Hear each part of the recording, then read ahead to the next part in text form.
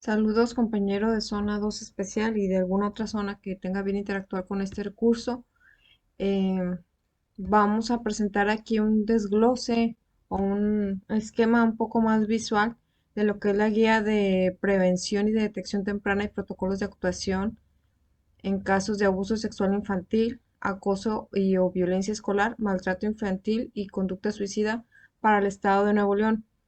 eh, en el Plan Escolar de Mejora Continua de Zona y de la SUDEI nos dimos cuenta que la comprensión, seguimiento, aplicación de los conceptos aquí incluidos o de los mandatos aquí incluidos están resultando de una alta complejidad, por lo que como una estrategia se decidió hacer este material. Bueno, primero que nada voy a compartir la carátula para quien no esté tan identificado con el documento. Este lo vimos el año pasado directo del Diario Oficial de la Federación, era un documento blanco y negro, pero aquí ya digamos que trae portada, la portada local, y el Diario Oficial lo publicó el 16 de junio del 2021. Entonces ha pasado junio, julio, agosto, septiembre, octubre, noviembre. Han pasado cerca de 16 meses y nos está costando trabajo poderle dar seguimiento, ¿verdad? Entonces, bueno, esta guía está dividida en tres apartados. El primero está aquí en azul, es el de las disposiciones generales. Nos hablan del objeto, de los objetivos, el ámbito de aplicación, el marco conceptual y factores de riesgo de protección. Ahorita voy a hacer una pausa en cada uno. En el segundo apartado están las responsabilidades mínimas y los mecanismos para implementar las responsabilidades mínimas en todas las comunidades escolares.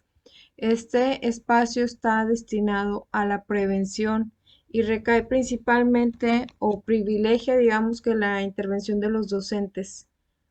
Pero acá es donde hemos encontrado los mayores desafíos. Es el que tiene que ver con el ámbito de la actuación, de los probables o comprobados casos de. Aquí ya no estamos previniendo, aquí ya estamos actuando con medidas diferentes para eh, darle seguimiento, ¿verdad? Para atender la situación y generalmente, o más bien, está sobre todo a cargo de los directores y son muy puntuales al decir lo que tiene que hacer el director. Entonces, bueno, antes que nada, voy a empezar comentando los conceptos de qué estamos hablando cuando nos referimos a estos términos.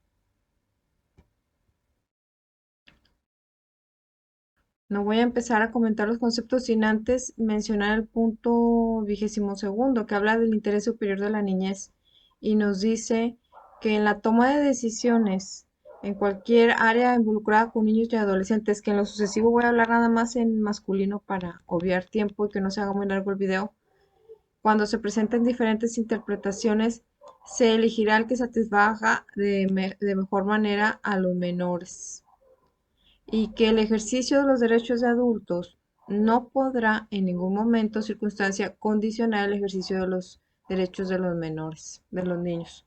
Bueno, abuso sexual infantil. ¿Qué se entiende por abuso sexual infantil? Es la participación de un niño o adolescente en una actividad sexual que no comprende plenamente, a la que no es capaz de dar un consentimiento o para la que por su desarrollo no está preparado y no puede expresar su consentimiento, o bien que infringe las leyes o los tabúes sociales. El abuso sexual de menores se produce cuando esta actividad tiene lugar entre un niño o adolescente y un adulto, o bien entre un niño, adolescente y otro niño o adolescente que por su edad de desarrollo tiene con él una relación de responsabilidad, confianza o poder. La actividad tiene como finalidad la satisfacción de las necesidades de la otra persona. Puede incluir diversas prácticas sexuales con o sin contacto físico, tales como el exhibicionismo, los tocamientos, la manipulación, la corrupción, el sexo anal, sexo vaginal, sexo oral, prostitución y pornografía. Acoso escolar.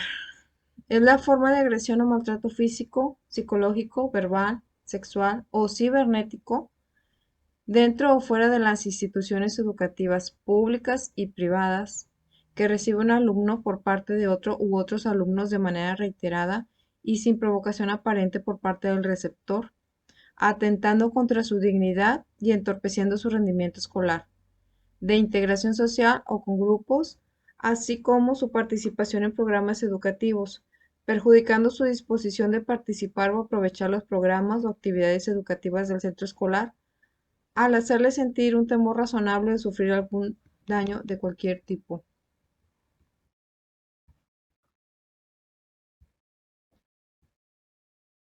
Violencia escolar.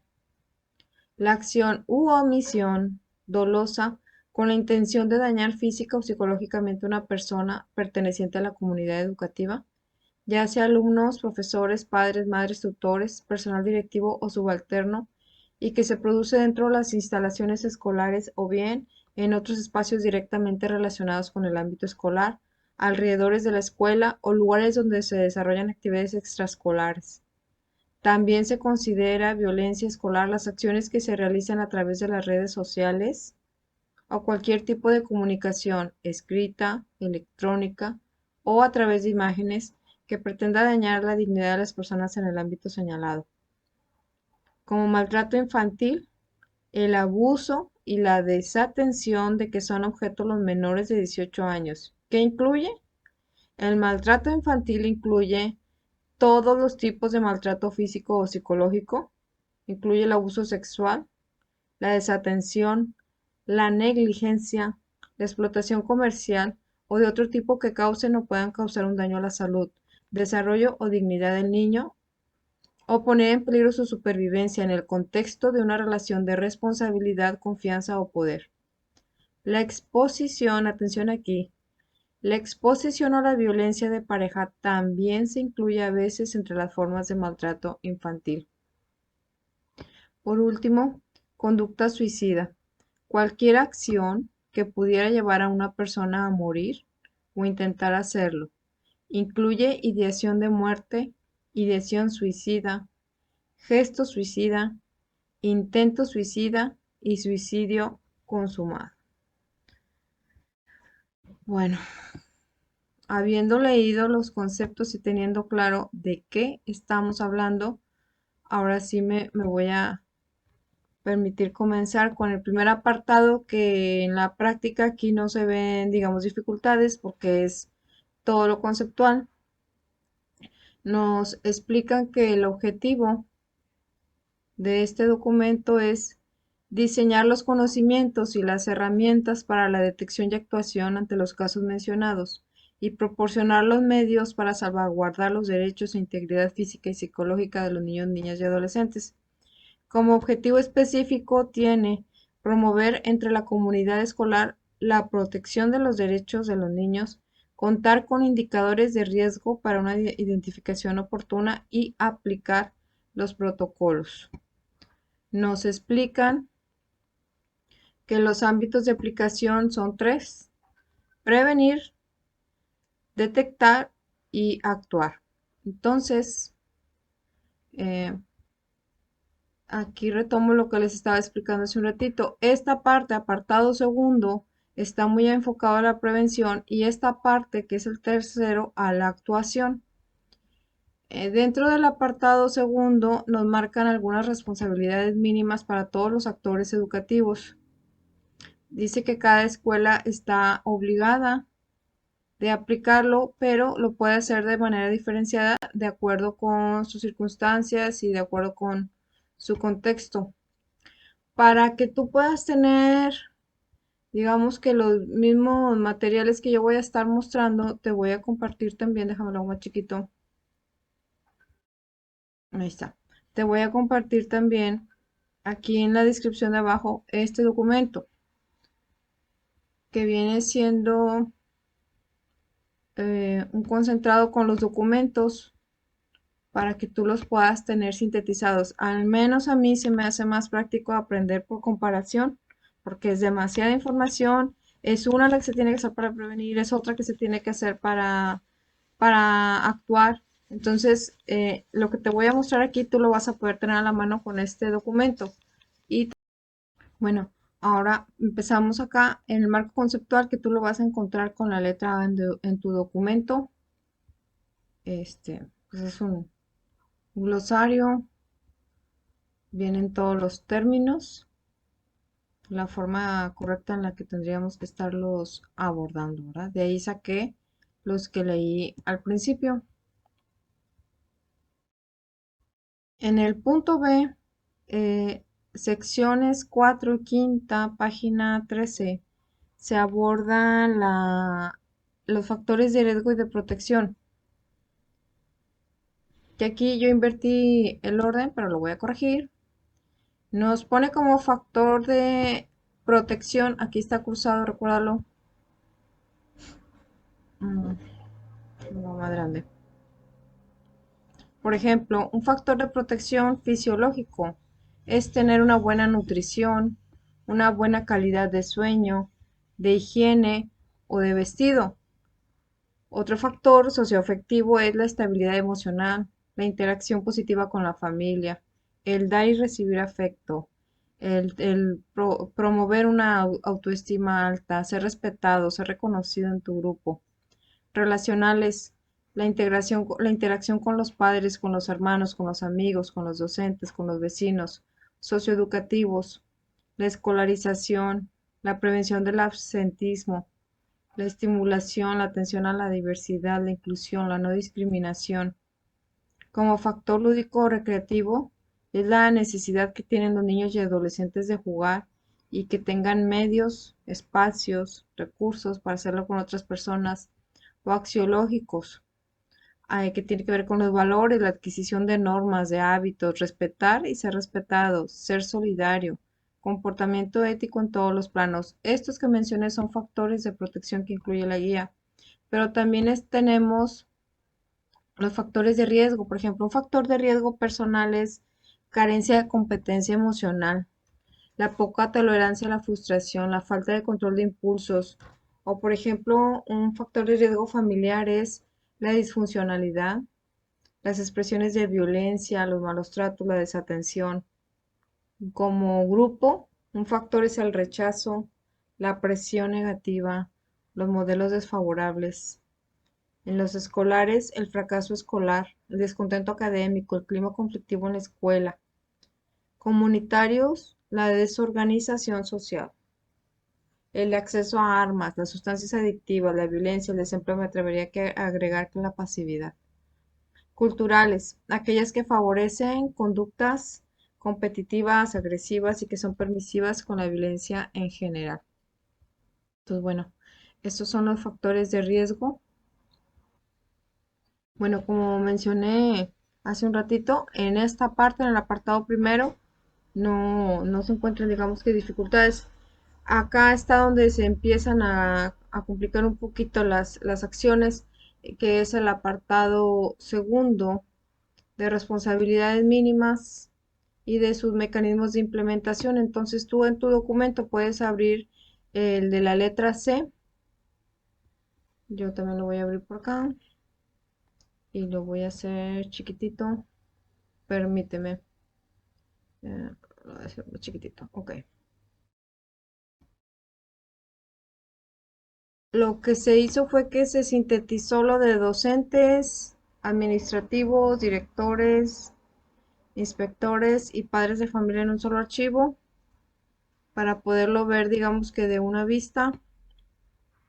Y por ejemplo, aquí en la parte amarilla nos habla de que todos en la comunidad escolar estamos obligados a conocer, difundir y aplicar la normatividad en relación a la defensa de los derechos de los alumnos y todos tenemos que conocer esta guía. Pero por ejemplo acá por color ya se van, ya se van diferenciando, fíjense, ya se van diferenciando como que los roles. Por ejemplo, en la parte verde, ¿qué le toca al docente y al administrativo y no docente? Pues aplicar durante la jornada escolar las acciones que se señalan en el documento, pero al director le toca verificar que esto se realice y al inspector le corresponde contar con formación en derechos humanos, en especial sobre los temas que trata esta guía. Bajamos un poquito, nos vamos a la parte que está más naranja ¿Qué le toca al docente y al administrativo? Observar la dinámica de interacción entre alumnos, estar alertas ante cualquier cambio de conducta dentro y fuera del aula, informar a la autoridad inmediata cualquier hallazgo o indicador asociado a algún tipo de los temas mencionados aquí. Algo que yo estaba observando es que no se aplica este tema, se está haciendo horizontal. O alguien detecta algo, le dice a otra persona en carácter de comentario y esa persona le dice a otra en carácter de comentario, pero esto es muy lineal. La indicación es, yo detecto esto y lo notifico a quien, a mi autoridad. No puedo estar haciendo horizontal, la intervención es vertical. ¿Qué tiene que hacer el director? Generar condiciones para que los docentes y el personal se formen y actualicen. El director tendría que estar capacitando en este tema, hacer trípticos, hacer tutoriales, estar orientando, estar resolviendo dudas para que se eche a andar. ¿Qué tendría que hacer el inspector? Promover acciones pedagógicas y psicológicas que orienten a la convivencia escolar armónica, pacífica e inclusiva. Esta, por ejemplo, es una acción de la inspección tendiente a esto porque primero tendríamos que dominar o conocer el tema para luego tener mayor éxito en las actividades. Me paso a la parte celeste. ¿Qué le toca al docente en esta parte celeste?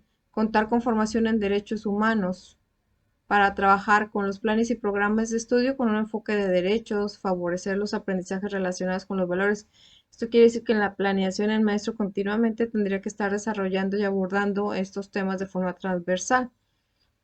¿Qué le toca hacer, por decir al director? Bueno, pues establecer en los consejos técnicos las estrategias para la prevención y la detección temprana y se tendrían que estar viendo reflejados en el plan escolar de mejora continua, en sus visitas a grupo, en su bitácora, etcétera. Y al inspector, pues confirmar con base en evidencia documental la aplicación de estrategias educativas y las medidas de prevención y protección a los escolares. Un inspector también tiene que informar a la autoridad inmediata de cualquier hallazgo o indicador asociado a la posibilidad de algún tipo de abuso de los que aquí se mencionan. Nos vamos a la parte rosa, que le toca al docente, al administrativo y al directivo. Documentar. Fíjense, aquí también se está encontrando un área de oportunidad importante. Documentar todas las actuaciones relacionadas con la prevención. A veces se hace todo verbal y se hacen ahí, se ponen a revictimizar a los niños o ve ahora cuéntale lo que me contaste a mí, cuéntaselo a la psicóloga y dile que lo anote. Eso no se debe de hacer. Sí se deben documentar los procesos, pero no de esa manera. ¿Qué tiene que hacer un inspector? Pues corroborar que se lleven a cabo las guardias, por ejemplo, entre la comunidad educativa y de seguridad en la escuela. ¿Qué tiene que hacer el inspector acá en la parte gris? Realizar recorridos de supervisión para evaluar el funcionamiento de las medidas adoptadas por el director y los docentes, tanto por horarios que tengan asignados, si van a hacer guardias, si van a hacer junta de padres para explicarles los mecanismos, si van a hacer junta de padres para explicarles que hay una guía que nos obliga a hablar al Ministerio Público o a otras autoridades en caso de que detectemos tal o cual indicador. O sea, los padres tendrían que estar sabiendo esto y aquí dice que se les debe de informar. Acá en la celeste, en el, bueno, verificar que todas las responsabilidades y obligaciones de los actores escolares que se desprenden de este documento sean cumplidas y existe evidencia documentada. Esto le toca también al director y al inspector. Y algo que nos toca a todos, que es la parte morada, incluye a los padres, es actuar inmediatamente en cuanto se identifique una situación que ponga en riesgo la salvaguardia e integridad de los alumnos. Luego también, con todo respeto, hay directores que no han leído bien la guía y se esperan 1, 2, 3 días para revisar qué tienen que hacer y hacen un montón de llamadas para preguntar qué tendrían que hacer en lugar de actuar inmediatamente. Eso pone en más riesgo al menor y también pone en riesgo al personal que no está cumpliendo con las normas. Y aquí en esta parte vienen las obligaciones de los padres. Por ejemplo, en la parte verde, observar y estar atento ante cualquier cambio de conducta del alumno dentro y fuera del aula. O por ejemplo, en la parte celeste, atender las recomendaciones de canalización hecha por el personal. Por ejemplo, en la zona un problema que se está identificando es que una vez que se canaliza, el padre no acude o acude a las primeras citas y a las últimas ya no. Entonces es un problema generalizado. Bueno, continuando con el apartado segundo, que es el de las responsabilidades mínimas, que ya las vimos. Nos vamos a pasar a los mecanismos de implementación y también aquí lo que se hizo fue agrupar todo para que sea más digerible, o al menos a mí se me hizo más digerible, ¿verdad? Es un Excel. Aquí nos piden que nos enfoquemos a tres aspectos, lo voy a hacer más chiquito. Hay una disculpa porque no quise tenerlo ya previamente abierto. Ahí va. Nos piden que nos enfoquemos a tres aspectos. El primero, observar activamente y detectar factores de riesgo. El segundo es informar y comunicar. Y el último es proceder. Estamos todavía hablando en términos de prevención. Este no es el procedimiento, las normas de actuación, cuando ya se detectó un probable caso. Ahora bien, están todos los actores aquí incluidos. Por ejemplo, eh, para los docentes, personal administrativo y no docente, ¿qué se le pide que observe? Bueno, por dar un ejemplo, porque pues, si lo leo todo no voy a acabar. Por dar un ejemplo, se le pide al docente que mantenga la visibilidad en las ventanas e iluminación de su salón. Un salón que tenga todas las ventanas cerradas, bloqueadas, forradas o con muebles está incumpliendo con lo que nos marca esta guía. O por ejemplo, se nos pide estar alertas del regreso de los alumnos cuando solicitan salir del aula. Esto está bien difícil porque normalmente un docente no tiene asistente, no tiene ayudante y el alumno va a veces a pedir un lápiz, va al baño, va a recoger el lonche que le mandó su mamá, sale por una cartulina a la reja y esos son momentos que se pueden convertir en algo delicado. El docente identifica lugares que puedan poner en riesgo a sus alumnos. Está observando, el docente todo eso tiene que observar. Pero, por ejemplo, ¿qué tendría que observar un director, un prefecto o un auxiliar? Ok, pues un director tendría que estar realizando visitas a las aulas, a los laboratorios, a los talleres y otros espacios para verificar si hay factores de riesgo, si están muy oscuros, si están muy alejados, si están no visibles, si sí que hay ahí, ¿verdad? Observa y maneja los espacios que son usados, pero también los que están vacíos. Nunca falta un rinconcito en una bodeguita o debajo de la escalera o donde se guardan los bancos que están a la vuelta de todo lo visible, etcétera. ¿Qué tendría que estar observando un supervisor? Pues que se estén aplicando los mecanismos que se mencionan aquí y tendría que estar también visitando las aulas para apoyar en esa misma misión. ¿Y qué tendría que estar haciendo un padre? Pues observar a su hijo, estar alerta, observar cambios de conducta, supervisar las redes sociales de su hijo, supervisar las páginas web que visita, los juegos electrónicos, entre otros. Por eso es importante que sea de conocimiento de los padres cómo se está llevando a cabo esta guía, lo que contiene esta guía. Ahora, ya vimos lo que tendría que estar observando el docente, el director, etcétera. Ahora vamos a ver, perdón, qué tendría que estar informando y comunicando. Bueno, el docente. El docente tiene que cuidar su forma de expresarse, tiene que estar escuchando con respeto y atención a los alumnos. Necesita estar incluyendo en sus planeaciones temas de protección y autocuidado.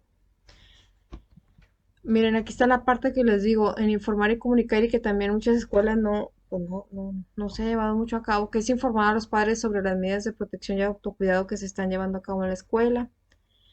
Un docente lee y firma de entrada los documentos relacionados con este tema y fomenta, hace campañas, promueve que los estudiantes sepan que pueden comunicar, pueden expresarse, van a ser escuchados cuando detecten un cambio en ellos mismos o en un compañero. ¿Qué tiene que informar y comunicar un director? Bueno, pues los documentos, como ahorita que estamos compartiendo este documento, debe estar en constante comunicación con los padres, llevar una bitácora para registrar visitas, citas, los acuerdos con ellos, escuchar con respeto. Fíjense bien esta parte, si detecta alguna conducta irregular en un compañero docente o no docente, directivo, supervisor, sospecha de abuso sexual, informa de inmediato a su autoridad inmediata superior. A veces, bueno, me voy a meter el comentario, ahí está todo en la ley. Bueno, y así viene a lo que tiene que hacer el inspector y los padres y me voy, ay, perdón, a la parte de procedimientos. Pero todavía estábamos en el segundo apartado, prevención, ahora estamos en procedimientos del docente. ¿Qué tendría que llevar el docente? Una bitácora. Una bitácora en la que registre los hechos relevantes en el aula, relativos a cambios de conducta y necesidades. Debe poner en función un buzón en el aula para que los alumnos expresen sus ideas. Un buzón en el aula.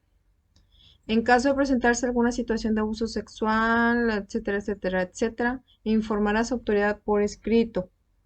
Algunas veces lo que está pasando es que el docente regular le dice al psicólogo, no es al psicólogo, es al director, no es al maestro de apoyo, es al director, tampoco es al trabajador social, es al director porque así dice la guía. Si detectó alguna conducta irregular en algún compañero docente, también tiene que manifestarlo por escrito a la autoridad competente. Es que a veces siento que las niñas piden permiso de ir al baño y en lugar de ir al baño se van y se meten al salón de alguien. Bueno, eso hay que reportarlo porque esas niñas pudieran estar en riesgo. ¿Qué tendría que observar un director, un auxiliar, un prefecto en el tema de procedimiento, prevención? Pues recopilar los documentos donde constan las firmas de los padres, docentes, trabajador social, sobre la información y medidas adaptadas por la escuela sobre abuso sexual. Tendríamos que demostrar que hemos difundido las acciones y que ellos firmen de que están enterados, que ellos sepan que si hay que hablar al Ministerio Público se va a hablar, pero también que sepan que si hay que denunciar a un docente se va a hacer porque lo marca la ley.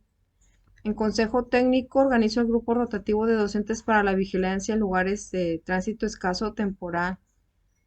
Que hay un cumpleaños, que va a haber pastel, entonces no se hace la guardia. Pues no, la guardia se tiene que realizar sí o sí, porque está así documentado que se va a hacer. Eh, Se promueve la formación de todos los integrantes en temas como resolución de conflictos. Doy seguimiento a los docentes en la implementación y desarrollo de su plan de intervención. Se revisan los protocolos, se actualizan, se hacen prácticas.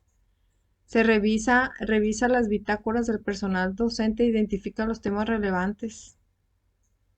Entonces, eso es lo que tendría que hacer un director y que tendría que estar haciendo un supervisor en el área de procedimientos. Por ejemplo, revisar los expedientes, los archivos con las constancias de acción realizadas por el director, ver que se encuentren en orden, los certificados en formación de la materia de derechos humanos, corroborar que se encuentre el grupo rotativo de docentes en la vigilancia, en las guardias, revisar las estrategias incluidas en el plan de mejora continua de la escuela, ver que se reflejen ahí acciones de prevención y también de actuación, que haya capacitaciones, que haya información, que haya campañas.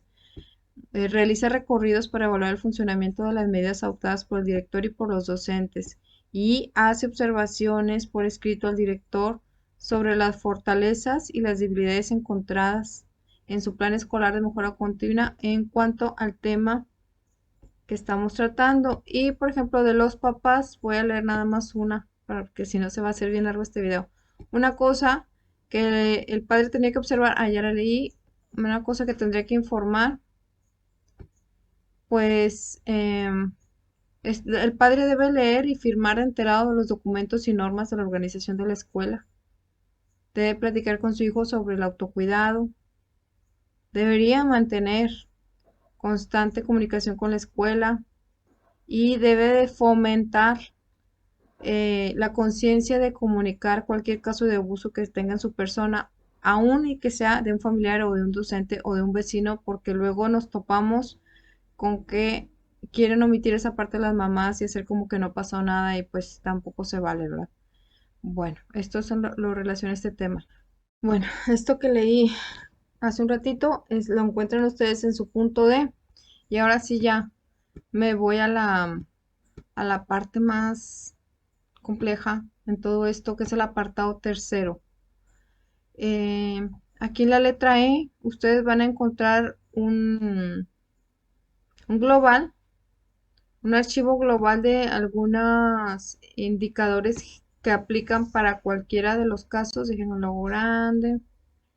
Nos dice que, por ejemplo, si un alumno empieza a mostrar dificultades o muestra dificultades para integrarse con sus iguales, está manifestando un indicador. Si se aísla, si tiene trastornos del sueño, se nos queda dormido, eh, si deserta, si nos damos cuenta de que antes iba regularmente a la escuela y ahora no entra, se va con la mochila y uniforme pero no entra, o sea, las ingenia a pedirse temprano, dice que su mamá se enfermó, que se tiene que ir temprano, que su mamá no lo pudo recoger, se empieza a quejar mucho, empieza a exigir mucho, tiene ataques de ira, cambios bruscos en el estado de ánimo, eh, come de más o ya no come o vomita, se evita pasarse al baño, su ropa, su imagen cambia, trae mordeduras, fracturas, raspaduras, se autolesiona, se corta, se rasga las muñecas, se rasga los muslos, se rasga aquí en la parte del otro lado del codo, entre otros muchos indicadores, nos están diciendo que ya estamos en una parte de activar un protocolo de actuación. Independientemente si fuera conducta suicida, violencia escolar, ya tendríamos que estar ahí aplicando la guía, ¿verdad? Entonces, bueno, me voy a la última parte, son las secciones 3 a la quinta, y yo lo que hice, porque esta era la parte que más se me complicaba y creo que los demás pudieran haber estado batallando también en lo mismo, déjenme se los acomodo, y aquí está. Están en una sola hojita en la letra F los indicadores para los cuatro rubros. Vamos a verlo. Ok. Aquí están en un solo archivito los indicadores, están las páginas. Claro está que leer esto no significa que no van a leer la guía, esto nada más es una ayuda. Pero por dar un ejemplo, un indicador para abuso sexual, dificultad para caminar o sentarse, acceso o manejo de información inusual para su edad sobre temas sexuales, sensibilidad extrema al contacto físico, miedo a quedarse solo con alguna persona en particular, que la mamá no pudo ir por el niño y mandó a otra persona y el niño muestra mucho rechazo, eso es un indicador. Que el niño escriba, dibuje, juegue, sueñe con imágenes atemorizantes o sexuales, entre muchos otros. Un indicador de maltrato infantil, pues cautela o rechazo al contacto físico, aprensión o llanto ante el dolor de otros compañeros, conducta extrema, agresivo, rechazo extremo, no tolera estar con niños, no tolera estar con adultos, supuestos golpes o accidentes fortuitos. Ay, este niño a cada rato se cae, es que este niño es muy tosco, pues hay un indicador, poca higiene o temor o nerviosismo ante la presencia de un adulto. Ok. Algunos indicadores de violencia escolar, bueno, aquí no los desglosan del acosado y del acosador. Del acosado, ojo aquí porque yo siento que hemos normalizado tanto esto que a veces ya ni lo vemos. Al que golpean, jalonean, insultan, le dicen apodos, se burlan, le quitan cosas, le esconden la libreta, le rompen sus cosas, le ponen apodos, lo critican, lo culpan de todo y lo provocan, este es un niño acosado y tendríamos que estar activando el mecanismo. Del acosador, el que siempre agrede, el que pone apodos, el que se burla, el que se devalúa, el que discrimina, el que amenaza.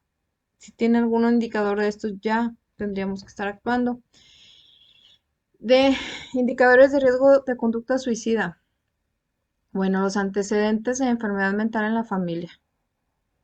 Los antecedentes de abuso de sustancias.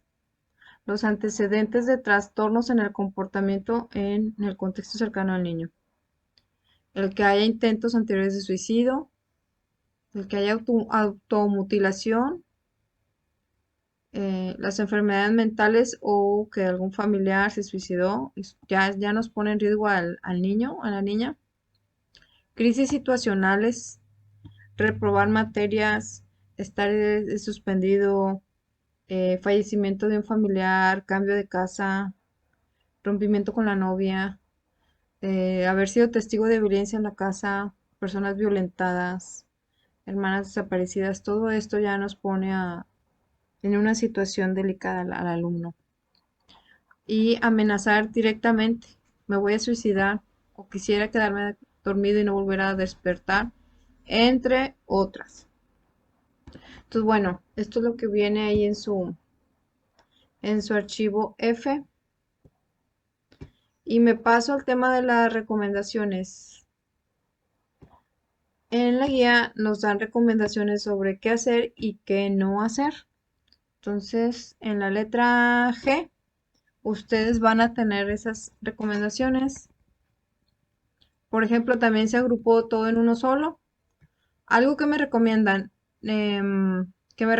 sí hacer en abusos sexuales, estar disponible para escuchar, no interrogar, eh, mostrar que se comprende, asegurarle que hizo bien en avisar, explicarle que no tiene la culpa, eh,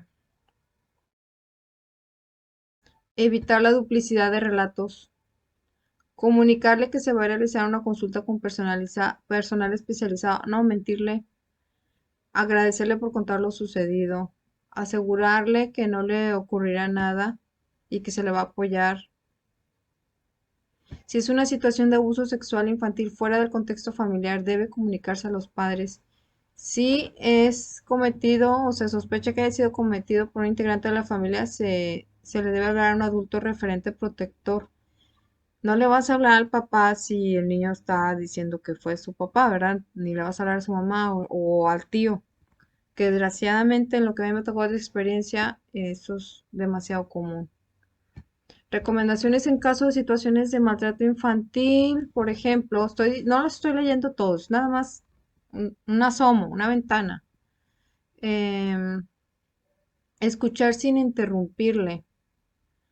Consignar entre comillas y textualmente lo que el niño está diciendo. Cuando vayan a levantar un acta, tienen que poner entre comillas lo que el niño está diciendo textual y no podemos completarle las ideas ni redondeárselas, ni llenar los huecos ni los vacíos que pueda haber. No podemos poner palabras en su boca. No debemos prometer que se va a mantener en secreto lo que el niño está contando. Eh, eh, si es una... Ok. Bueno, de violencia o acoso escolar, por ejemplo, estar disponible para escuchar. No ignorar el incidente o minimizarlo. No ignorarlo. Explicarle que no tiene la culpa de lo que sucede. Hay que escuchar sin interrumpir y luego organizar preguntas en el caso de que se requiera, pero no podemos tampoco revictimizar a los alumnos. De haberse producido un suceso ilícito donde estén involucradas armas de fuego, se tiene que reportar al 911, por dar un ejemplo. Y otra recomendación en caso de conducta suicida. Proporcionar supervisión constante. No lo podemos decir, ay, espérame tantito, voy a hacer una llamada. O déjame hablo con el auxiliar, con la prefecta, con la psicóloga, o la psicóloga viene mañana, vemos mañana. No, se tiene que hacer rápido. Eliminar los medios con los que podría dañarse. Si hay un taller, si el material del señor intendente, plumas, cuchillos en la cocina, en la tiendita escolar, eh, cuanto se tenga que hacer. Comunicarle que se va a realizar una consulta con personal especializado y que de esta forma se le podrá proteger, permanecer calmado, etcétera. Bueno, estas son las recomendaciones, algunas de las recomendaciones que nos dan, pero también vamos a ver algunas de las que no deberíamos estar haciendo. Aquí el archivo pareciera que no tiene nada, pero es que se movió. Entonces me voy hasta abajo. Mm, este se lo voy a revisar. Aquí están, miren. Nada más que salió en dos documentos, se los voy a pegar. Pero por ejemplo, vamos a ver. Está muy... Hay algunas que son para todos, las recomendaciones son generales. Por ejemplo, esta, vamos a ver cuál es la segunda. Dice, postergar para otro momento la escucha no se debe. Seamos sea abuso sexual, maltrato, acoso, no se puede postergar la escucha. Por ejemplo, algunas que nada más viene para esta, que es acoso y violencia, vamos a ver cuál es. Dice, evidenciar ante compañeros al receptor o generador de acoso y violencia escolar. Pues sí, no puedes exhibir al acosador ni tampoco al acosado. Ay, es que como tú nunca te defiendes. Ay, es que como tú siempre estás de payasito. Ay, es que no, no, no. Y evitarnos ese tipo de juicios. Vamos a ver, por ejemplo, al azar. Uno, dos, tres, cuatro, cinco, seis. La sexta, que es para exclusivamente para abuso sexual infantil. A ver, uno, dos, tres, cuatro, cinco, seis. Decirle ya pasó, olvida el pasado. Hay que olvidarlo. No, hombre, es que tú eres muy, muy bien, muy quién sabe cómo. No, no hay que evitar eso. Para el niño no, sigue estando todo vigente. Y está vigente para efectos de sus derechos infantiles, ¿verdad? Bueno, eh, las normas de actuación, estas sí o sí le tocan al director.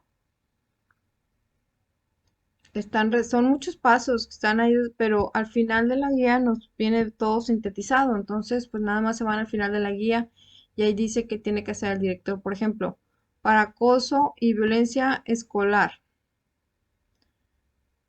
Ya no voy a leer las recomendaciones generales porque esas ya las vimos, ni tampoco las recomendaciones de lo que uno se debe de hacer.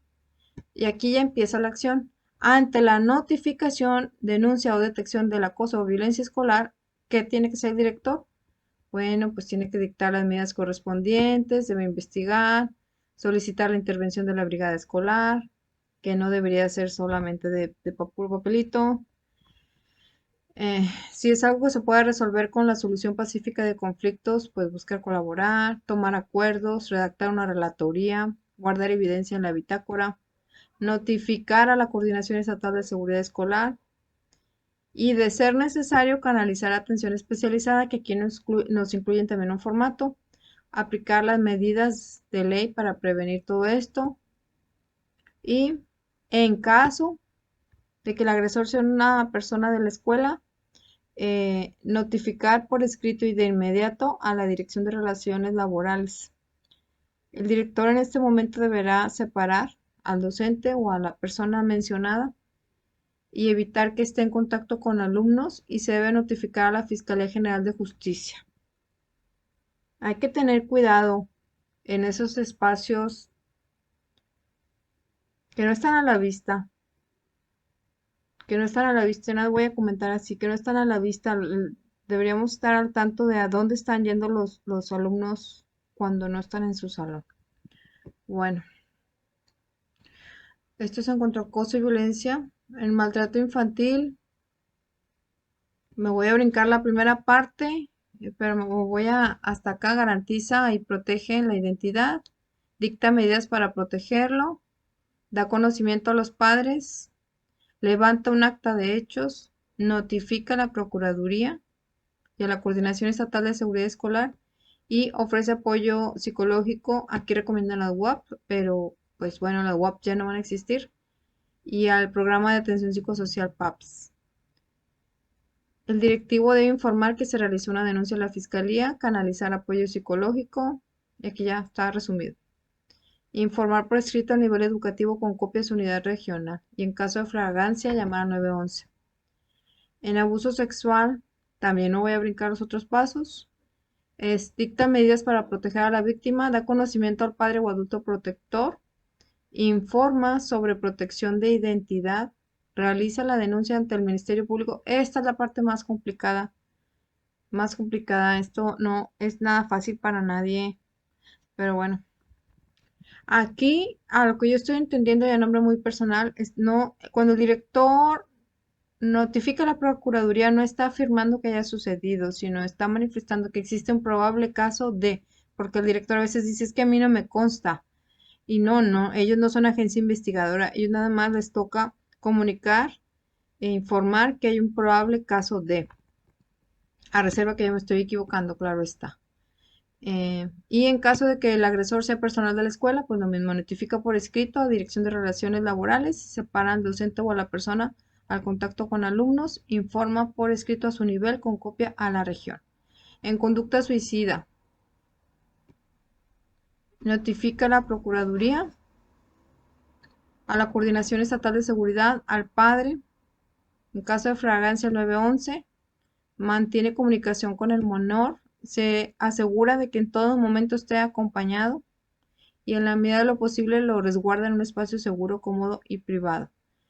Ejecuta las medidas de protección, levanta el acta de hechos, siguiendo las recomendaciones que vienen en el mismo documento, que aquí vienen también, y ofrece apoyo psicológico y garantiza la continuidad en el servicio en la escuela. Ahora no le va a decir, bueno, mientras resuelves la situación ya no vengas, pues no, eso no es correcto.